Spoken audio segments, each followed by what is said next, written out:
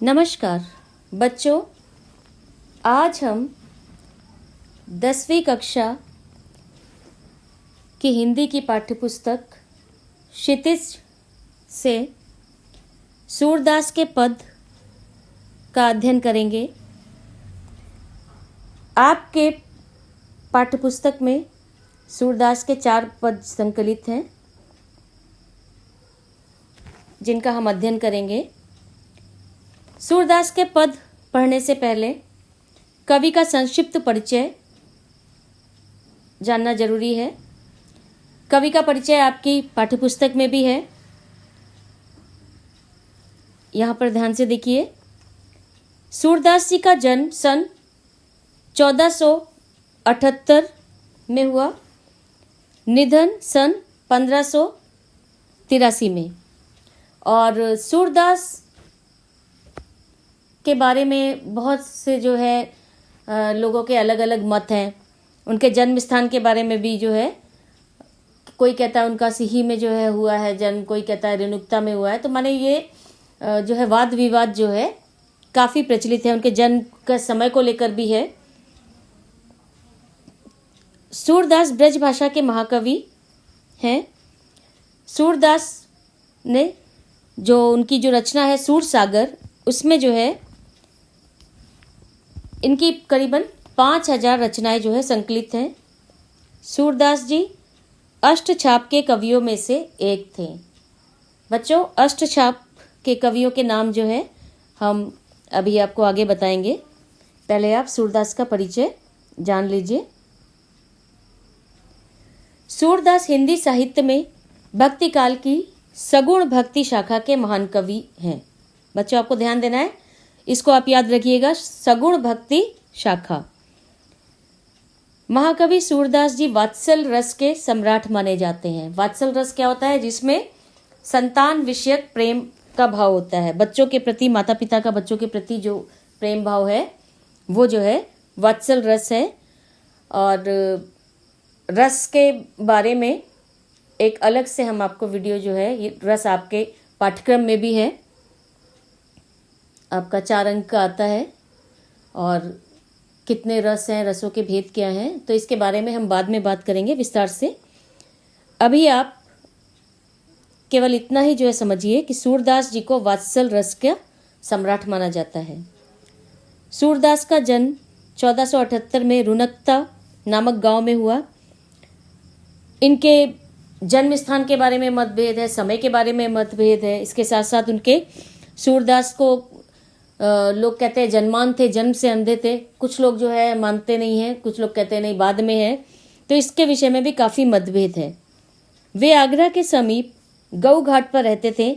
वही उनकी भेंट श्री वल्लभाचार्य से हुई और वे उनके शिष्य बन गए। श्री वल्लभाचार्य ने उनको पुष्टि मार्ग में दीक्षित करके कृष्ण लीला के पद गाने का आदेश दिया। सूरदास की मृत्यु गोवर्धन के निकट पारसौली ग्राम में सन 1583 में हुई। उन्होंने अपने जीवन काल में कई ग्रंथ लिखे, जिनमें सूर सागर, साहित्य लहरी, सूर सारावली आदि शामिल हैं। उनका लिखा हुआ सूर सागर ग्रंथ सबसे ज़्यादा लोकप्रिय माना जाता है। बच्चों, ध्यान दीजिएगा आप कि सूरदास, इसके अलावा भी उनके बहुत से ग्रंथों के नाम हैं, लेकिन उनमें से बहुत जो है ऐसे हैं जो अभी तक नहीं जो है मिले हैं। तो जितना जो संकलन जैसे भी हुआ उस हिसाब से जो है इनकी 3 रचनाएं ही जो है प्रसिद्ध मानी जाती हैं। अब देखिए, सूर ने वात्सल्य, श्रृंगार और शांत रसों को अपनी रचनाओं में मुख्य रूप से दर्शाया। ये रसों के नाम हैं। आप जब आगे पढ़ेंगे रस के बारे में तब आपको पता चलेगा। वात्सल रस, श्रृंगार और शांत रस। उनके अनुसार अटल भक्ति ही मोक्ष प्राप्ति का एकमात्र साधन है और उन्होंने भक्ति को ज्ञान से भी बढ़कर माना है। उन्होंने अपने काव्यों में भक्ति भावना, प्रेम, वियोग, श्रृंगार इत्यादि को बड़ी ही सजगता से चित्रित किया है। उन्होंने अपने काव्यों के द्वारा कृष्ण भक्ति की परंपरा को शुरू किया।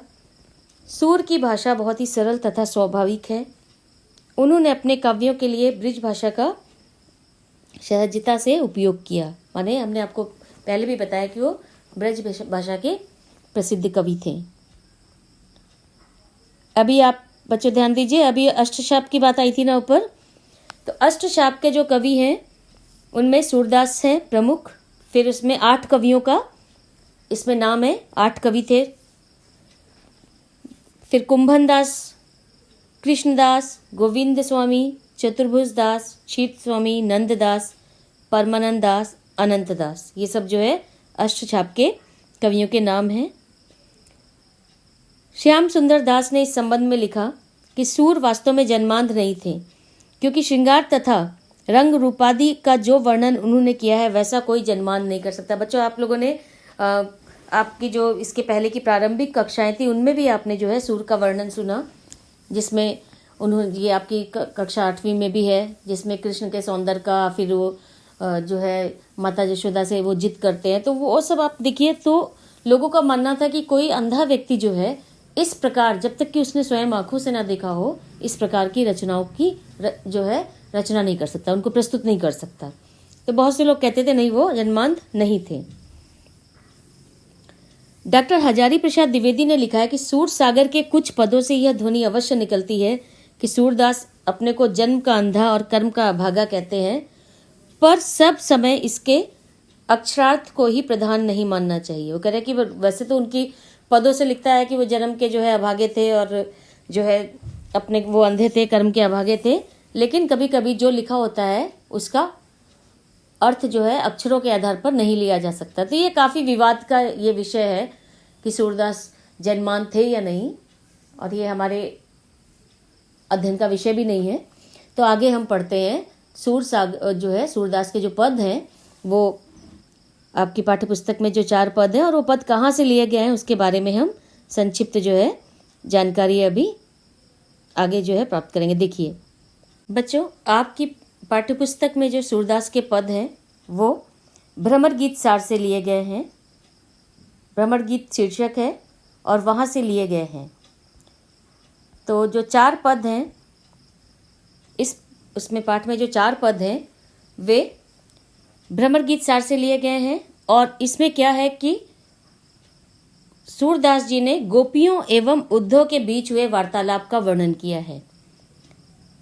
जब श्री कृष्ण मथुरा से वापस नहीं आते और उद्धव के द्वारा मथुरा यह संदेश भेजा देते हैं कि वह वापस नहीं आ पाएंगे, तो उद्धव अपनी राजनीतिक चतुराई से गोपियों को समझाने का प्रयास करते हैं, लेकिन उनके सारे प्रयास विफल हो जाते हैं, क्योंकि गोपियां ज्ञान मार्ग के बजाय प्रेम मार्ग में विश्वास करती हैं, और अपनी चतुराई के कारण उद्धव को गोपियों के ताने सुनने पड़ते हैं, उनके व्यंग का शिकार होना पड़ता है।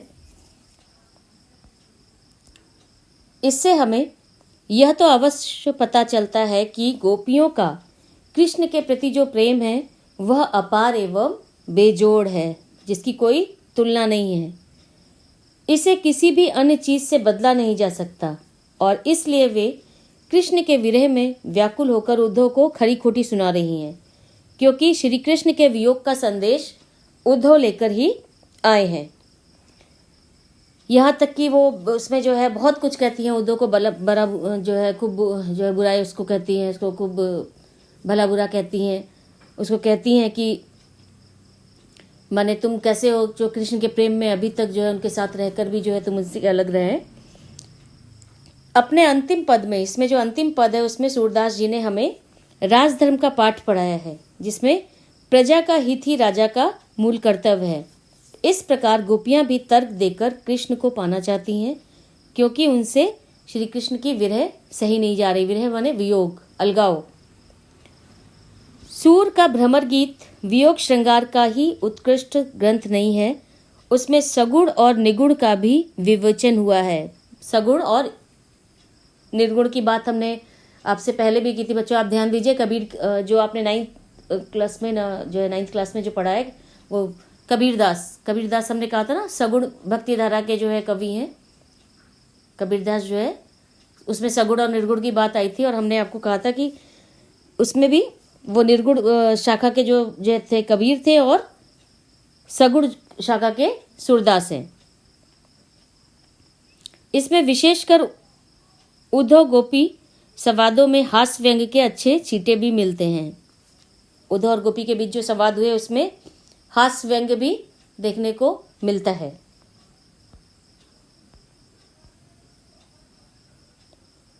सूरदास के काव्य सूरसागर में संकलित भ्रमर गीत में गोपियों की विरह वेदना को चित्रित किया गया है।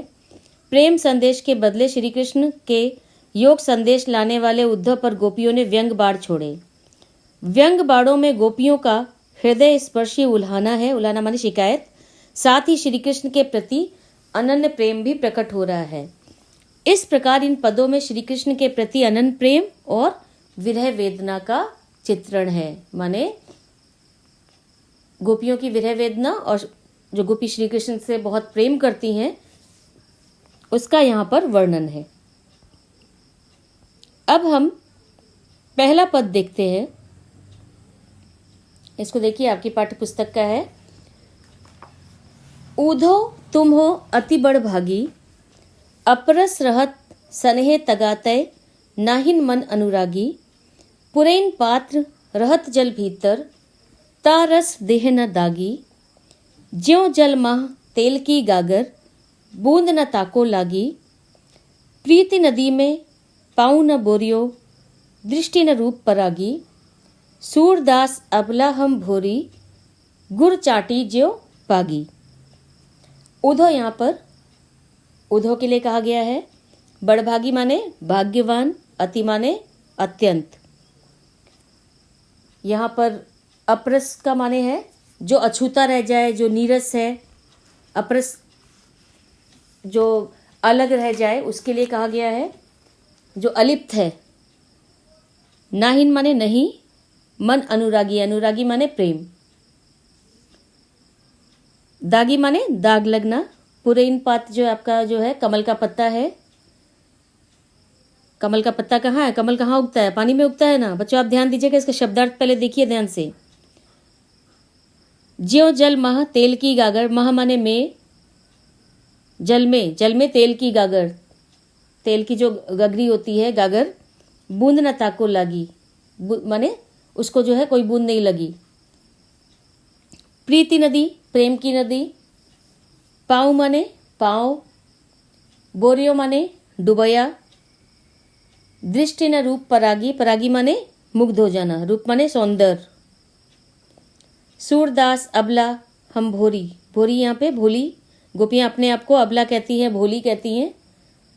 गुण चाटी ज्यो पागी, जिस प्रकार गुड़ जो है वो आपका गुड़ है, गुड़ जो होता है मीठा होता है खाने में, उसमें जो है जिस प्रकार जो है चींटी जो है गुड़ देख के उसमें लिपट जाती है, भले उसको अपने प्राण देने पड़े लेकिन वो चींटी गुड़ में लिपट जाती है। उसी प्रकार गोपियाँ कहती हम भी जो है श्री कृष्ण के प्रेम में लिपटे हुए हैं, उसमें अनुरक्त हैं।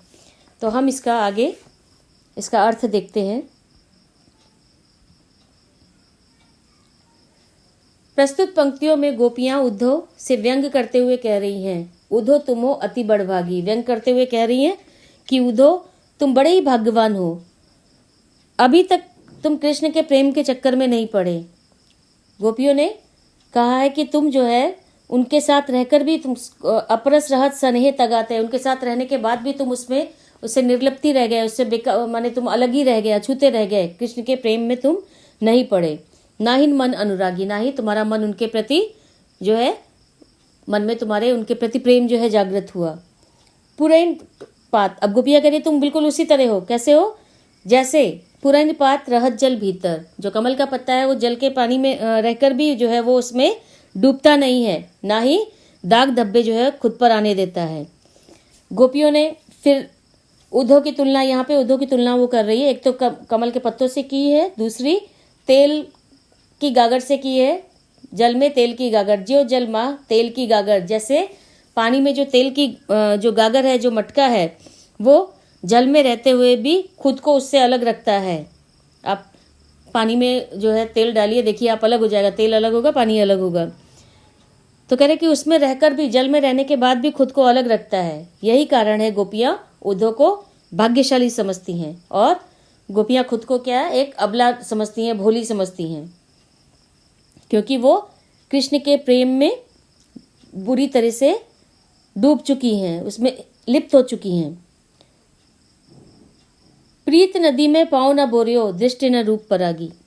वो कह रहे कि मुझे समझ में नहीं आ रहा है कि तुम कृष्ण के साथ रहते हुए भी तुमने कभी जो है उनके प्रेम रूपी दरिया में प्रीत रूपी नदी, प्रीत माने प्रेम रूपी नदी में जो है पाँव नहीं रखा, और ना ही तुमने उनके रूप सौंदर्य का दर्शन किया।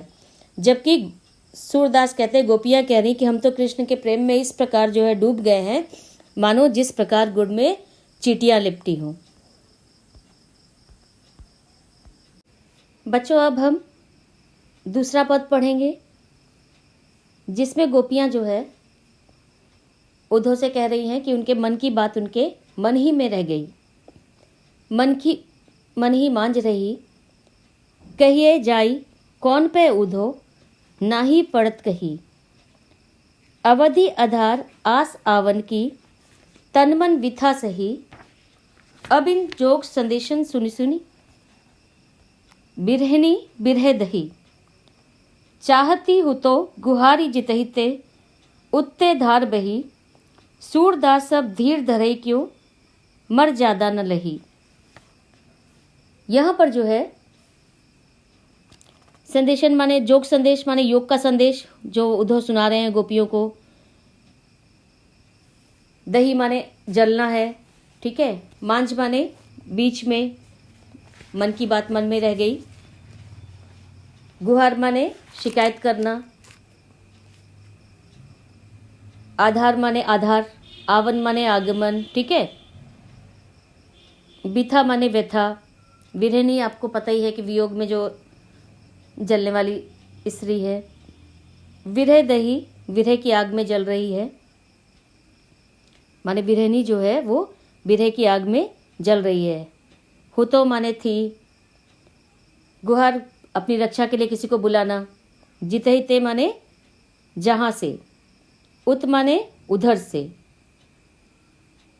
धार माने पानी, पानी की धारा होता है। यहाँ पर गोपियों के संदर्भ में योग की धारा से जो है कहा गया है। मर्यादा माने मर्यादा, प्रतिष्ठा। न लही माने नहीं रही। तो इसका हम अर्थ देखते हैं। गोपियाँ उद्धव से अपने दुख को बता रही है, पीड़ा को बताते हुए कह रही हैं कि श्री कृष्ण के गोकुल छोड़कर जाने के उपरांत, उसके बाद में उनके मन की जो कृष्ण के प्रति जो उनकी प्रेम भावना थी वो उनके मन ही में रह गई। अभी तक गोपियाँ इसी आशा से अपने तन मन के कष्ट को सह रही थी, उस पीड़ा को सह रही थी कि जब कृष्ण वापस लौटेंगे तो वो अपना प्रेम जो है कृष्ण के समक्ष व्यक्त करेंगी और कृष्ण के प्रेम की भागीदार बनेंगी। लेकिन क्योंकि गोपियों को तो ये पता नहीं था कि जो है कृष्ण जो है वहाँ से लौट कर नहीं आएंगे। परंतु जब उन्हें उद्धव आते हैं वहाँ से और उनको जो है योग का संदेश जो है सुनाते हैं, जिससे उन्हें पता लग जाता है कि श्री कृष्ण अब लौट कर नहीं आने वाले, तो इस संदेश को सुनकर गोपियाँ जो है बिल्कुल टूट गईं और उनकी विरह की व्यथा बढ़ गई। अब तो उनके जो विरह, अभी तक जो विरह वो सह रही थी इसी आशा में कि जो कृष्ण आज नहीं तो कल वो लौट कर आएंगे। लेकिन जब उनके विरह को सहने का जो आधार है वो भी छिन गया, उनको ये पता लग गया कि कृष्ण जो है वापस लौट कर नहीं आने वाले हैं, और अब उनकी जो कृष्ण के प्रति प्रेम भावना है वो कभी भी जो है कृष्ण को जो है उन्होंने अभी तक जो छिपा के रखा था, उन्होंने कभी जो है बताया नहीं था। कह रहे कि अब जो है उनके मन की वो आशा भी खत्म हो गई है।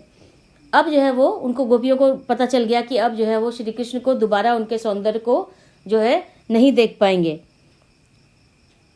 गोपियों को ऐसा लगा कि अब जो है वे कृष्ण से हमेशा के लिए बिछड़ चुकी हैं, और इसलिए जो उनके मन का धैर्य था, उनके मन के अंदर जो धैर्य बसा हुआ था वह पूरी तरह से टूट गया। और वो कह रही हैं, गोपियाँ कह रही हैं कि अब जो है वो कैसे धीर धरे, माने जो धीर को कैसे धरे, धैर्य कैसे धारण करे। सूरदास कह रहे, गोपियाँ कहती कि अब वो कैसे धैर्य को जो है धारण करे। मर्यादा न रही, माने जो लोक मर्यादा है वो श्री कृष्ण ने जो है उनको जो है धोखा दिया है। वो बोले कि अब जो है धीर जो है धैर्य जो है धारण नहीं किया जाता। इसका तीसरा आप देखिए, ये बच्चों ध्यान से देखिएगा, ये काफ़ी महत्वपूर्ण है और बहुत सुंदर रचना है। हमारे हरि हरिल की लकड़ी, मन क्रम वचन नंद नंदन उर, यह दृढ़ कर पकड़ी, जागत सोवत स्वप्न दिवस निशी, कान कान जकरी, सुनत जोग लागत है ऐस्यो, ज्यों कड़वी ककड़ी, सूतो व्याधि हमको ले आयो, देखी सुनी न करी, यह तो सूर तिन्हीं ले सौंपो, जिनके मन चक्री। यहाँ पर हरिल एक पंछी है, लकड़ी आपका जो लकड़ी होता है। हरिल पंछी का क्या है बच्चों, पता नहीं आपने देखा या नहीं देखा। हरिल पंछी क्या होता है, सब समय वो अपने पेड़ माने पैरों में पेड़ की लकड़ी जो है वो पकड़ के रखता है। तो यहाँ पर सब समय उसके पैरों में एक लकड़ी जो रहती है वो उसको कभी छोड़ता नहीं है। तो यहाँ गोपियों ने कहा है कि उन्होंने कहा कि वो उद्धव के योग संदेश को सुनती हैं और उसके बाद वो उसका जो है जवाब जो है देती हैं कि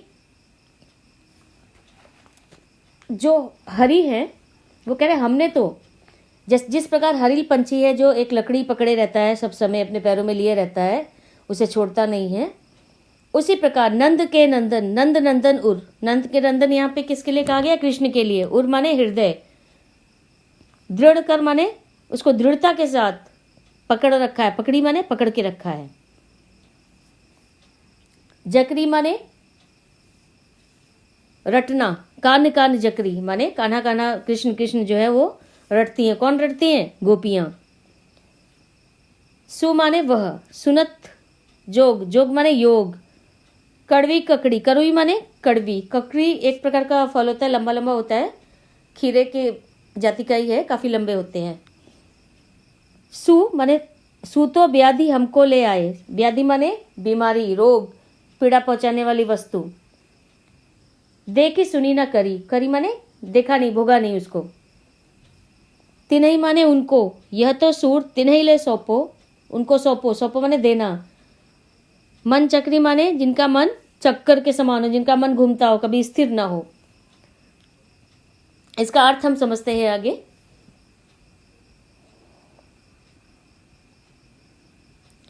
सूरदास जी इन पदों में गोपियों के माध्यम से कह रहे हैं कि गोपियां उद्धव से कह रही हैं कि हमारा कृष्ण के प्रति अटूट प्रेम है, हमारे मन में जो हृदय में श्री कृष्ण का नाम जो है बसा हुआ है और वो किसी योग संदेश से कम नहीं होने वाला, बल्कि उनका प्रेम और दृढ़ हो जाएगा। गोपियां उद्धव से कह रही हैं कि जिस प्रकार हरिल पंछी बड़ी ही माने मजबूती के साथ वो जो है अपने पंजों में लकड़ी को पकड़े रहता है, उसे कहीं भी गिरने नहीं देता, उसी प्रकार हमने हरि भगवान कृष्ण का नाम, भगवान कृष्ण को अपने हृदय के अंदर पकड़ के रखा है और उनको जो है हम छोड़ नहीं सकते। हमारे मन में केवल दिन रात केवल जो है कृष्ण का नाम ही बसा हुआ है। यहाँ तक कि हम सपने में भी हरि का नाम रटते हैं, कृष्ण का नाम रटते हैं। यहाँ पे है मन वचन मन से, कर्म से, क्रम, वचन से, नंद नंदन उर, नंद नंदन माने कृष्ण को हृदय में हमने बसा रखा है, पकड़ के रखा है, उसको दृढ़ता के साथ पकड़ के रखा है। जागत सोवत स्वप्न दिवस निश, जागते सोते स्वप्न सपने में, दिवस निशी दिन रात, कान कान जकरी, वो कह रहे हैं कि दिन रात जो है हम कान्हा कान्हा कृष्ण के नाम का ही हम जाप करते हैं। और इस वजह से हे उद्धव, जो तुम ये संदेश लेकर आए हो वो सुनने में एक ऐसा लग रहा है, बिल्कुल कड़वी ककड़ी के समान लग रहा है। कह रहे तुम्हारा योग संदेश हमें अच्छा नहीं लग रहा है, वो कड़वी ककड़ी की तरह जो है लग रहा है। गोपियाँ कह रही हैं उद्धव से कि तुम्हारे इस संदेश का हम पर कोई असर नहीं होने वाला, कोई इसकी आवश्यकता हमें नहीं है, तुम्हारे योग संदेश हमें नहीं चाहिए। वो कह रही तुम इनका संदेश उन्हें सुनाओ जाकर जिनका मन कृष्ण की भक्ति में पूरी तरह डूबा नहीं है। हो सकता है कि वो इस संदेश को सुनकर विचलित हो जाए। कह रहे हमारे ऊपर तुम्हारे इस संदेश का कोई भी असर नहीं पड़ने वाला। गोपियाँ कह रही है सूतो व्याधि हमको ले आए, तुमको पता नहीं कौन सी ये बीमारी, ये पीड़ा लेके आए हो, जो देखी सुनी, जो हमने कभी देखी नहीं, कभी सुनी नहीं, ये योग संदेश जो लेके आए हो। कह रहे कि सूरदास जी कह रहे कि हे गोपियाँ कहती हे उद्धव, तुम इसको लेके उन्हीं को सौंप दो जिनका मन चक्री है, जिनका मन में चक्कर है, जिनका मन स्थिर नहीं है। ये योग संदेश की आवश्यकता हमें नहीं है, क्योंकि हमारा मन जो है स्थिर है। हमें पता है कि हमने अपने मन में श्री कृष्ण के नाम को, उनके रूप सौंदर्य को, उनके प्रेम को हमने दृढ़ता के साथ पकड़ के रखा है। तुम्हारा योग संदेश हमें नहीं चाहिए। अब देखिए चौथा पद जो आपका है सूरदास का, ये काफ़ी महत्वपूर्ण है। यहाँ पर गोपियों के माध्यम से, गोपियाँ जो भोली गोपियाँ हैं उनके माध्यम से आप एक तरह से देखें तो यहाँ पर जो है राजनीति की शिक्षा जो है दी गई है। अब गोपियाँ जो है उद्धव को, और व्यंगी, ये सब गोपियाँ के व्यंग बाण हैं जो वो उद्धव को सुना रही हैं। देखिए इसको पढ़िए अच्छी तरह से। हरि है राजनीति पढ़ी आए, समुझी बात कहत मधुकर के, समाचार सब पाए, एक अति चतुर हुते पहले ही, अब गुरु ग्रंथ पढ़ाए। बड़ी बुद्धि जानी जो उनकी, जोग संदेश पठाए, उद्धव भले लोग आगे के, परहित डोलत धाए, अब अपने मन फेर पाहिए, चलत जुहुतो चुराए, ते क्यों अनीत करे आपुन जे, और अनीत छुड़ाए, राज धर्म तो यही सूर, जो प्रजा न जाही सताए। यहाँ पर गोपियाँ जो है राजा का धर्म क्या है, सच्चा धर्म क्या है, उसकी शिक्षा भी जो है यहाँ पर गोपियाँ जो है दे रही हैं। मधुकर जो है उद्धव के लिए कहा गया है, भौरे के लिए, ठीक है। हुतो माने है, चतुर माने चालाक, पठाए माने भेजना, और आगे के माने पहले के, परहित डोलत धाय, डोलना माने फिरना, परहित माने परोपकार। शब्दार्थ हमने बच्चों आगे दिए हैं, आप वहां से अच्छी तरह से देख लीजिएगा। अनीति माने अन्याय, फेर माने फिर से, पाहिए पा लेंगी, अनीति माने अन्याय आपका है, राजधर्म राजा का धर्म। आइए इसका अर्थ देखते हैं अच्छी तरह से बच्चों। शब्दार्थ आप लोग आगे की हैं, वहां से आप देखिएगा उन्हें। प्रस्तुत पद में सूरदास जी ने हमें यह बताने का प्रयास किया है कि किस प्रकार गोपियाँ कृष्ण के वियोग में स्वयं को दिलासा दे रही हैं। सूरदास गोपियों के माध्यम से कह रहे हैं कि श्री कृष्ण ने राजनीति का पाठ पढ़ लिया है, जो मधुकर के द्वारा सच समाचार प्राप्त कर लेते हैं। वो कह रहे हैं कि जो उन्होंने, मधुकर यहाँ उद्धव के लिए कहा गया है, उद्धव के द्वारा वो सब समाचार प्राप्त कर लेते हैं। वो कह रहे कि और उन्हीं को माध्यम बना के वो संदेश भी भेज देते हैं। उद्धव जिसे यहाँ भौरा कह के दर्शाया गया, वो तो पहले से ही चालाक है। वो कह रहे वो तो पहले से ही चालाक थे, और श्री कृष्ण के राजनीति का पाठ पढ़ने से वह और भी चतुर हो गए हैं, और अपने छल कपट के माध्यम से वो हम बड़ी चतुराई के साथ हमको योग की शिक्षा दे रहे हैं। कह रहे वो तो पहले ही से चालाक थे, पहले से चतुर थे, अब वो गुरु ग्रंथ पढ़ लिए और ज़्यादा जो है राजनीति का पाठ उन्होंने पढ़ लिया है। बड़ी बुद्धि जानी जो उनकी, योग संदेश पठाए। वो कह रहे कि उनकी बुद्धि बहुत ज़्यादा है। वो कह रहे श्री कृष्ण की बुद्धि बहुत माने बड़ी बढ़ गई है। बड़ी बुद्धि जानी जो उनकी, ये कृष्ण के लिए कह रही है कि उनकी बुद्धि जो है काफ़ी बढ़ गई है, काफ़ी चतुर हो गए हैं, क्योंकि उन्होंने उद्धव के संदेश के जरिए जो योग का संदेश हमें भेजा है, उसको जो है कि हम उन्हें भूल जाएं। वो कह रहे कि ऐसा नहीं होगा, इससे हमारा मन वापस मिल जाएगा। वो कह रहे कि इससे हमारा मन वापस मिल जाएगा जो श्री कृष्ण जाते समय चुरा कर ले गए हैं। माने वो कह रहे कि हम अपने मन को क्या फिर से पा लेंगे, क्योंकि श्री गोपियों का मन जो है श्री कृष्ण के साथ ही चला गया है। उनके अनुसार बड़े लोग हमेशा दूसरों की भलाई के लिए परिश्रम, गोपियाँ कह रही हैं कि उद्धव कह रहे पहले तो जो लोग थे वो बड़े अच्छे लोग थे जो दूसरों की भलाई के लिए परिश्रम करते थे, पर गोपियों को यह बात समझ में नहीं आ रही है, जो श्री कृष्ण दूसरों को न्याय का पाठ पढ़ा रहे हैं वो उनके साथ अन्याय क्यों कर रहे हैं।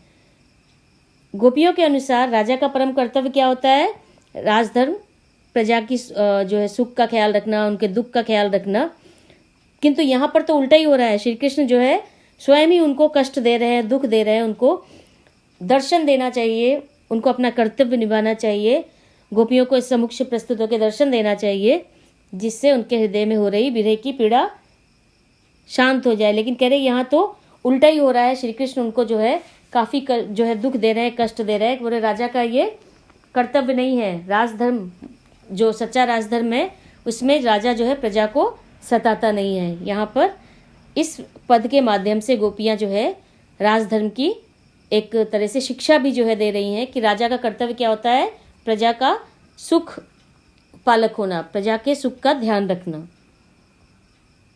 तो बच्चों ये आपके शब्दार्थ हैं। आगे शब्दार्थ अभी हमने आपको व्याख्या के समय बता दिया है, आप इनको यहाँ से जो है लिख लीजिएगा, देखिएगा।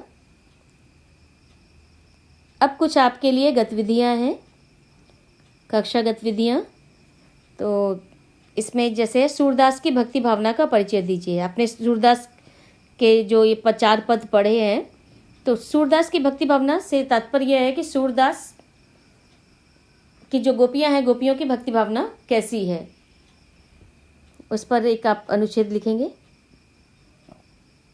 एक आपके लिए प्रयोजना कार्य है, आप सूरदास के व्यक्तित्व और कृतित्व पर पावर पॉइंट बनाएंगे, पावर पॉइंट प्रस्तुति एक बनाएंगे आप। उनके व्यक्तित्व, इसमें सूरदास का परिचय जो है देते हुए, सूरदास की जो ग्रंथों के नाम है, फिर उनकी भाषा शैली क्या है, उस सब का आप इसमें जो है संकलन करेंगे। और ये पाठ आपका यहीं समाप्त होता है। धन्यवाद।